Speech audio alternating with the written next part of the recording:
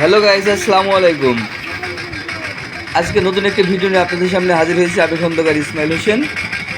আপনারা দেখতে পাচ্ছেন আমি এখন দাঁড়িয়ে আছি সবথেকে একটি ব্যস্ততম জায়গা, তাই ইন্ডিয়ার নর্থ বেঙ্গলের কোচবিহার জেলার খাগড়াবাড়ি বাইপাস।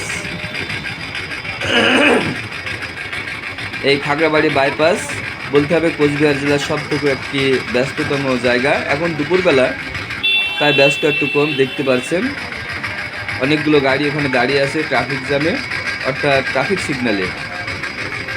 এই ডান দিকে এই রোডটা আপনার পুন্ডিবাড়ি হয়ে ফালাকাটা হয়ে শিলিগুড়ি গেছে।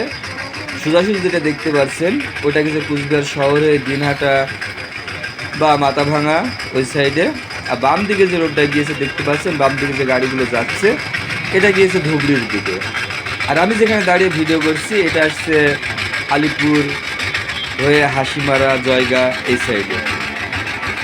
তো ভিউয়ার্স, এই কুচবিহার জেলার অনেক ঐতিহ্যের আগে আপনাদের আমি দেখিয়েছি। তো সবাই ভালো থাকবেন, খোদা হাফেজ।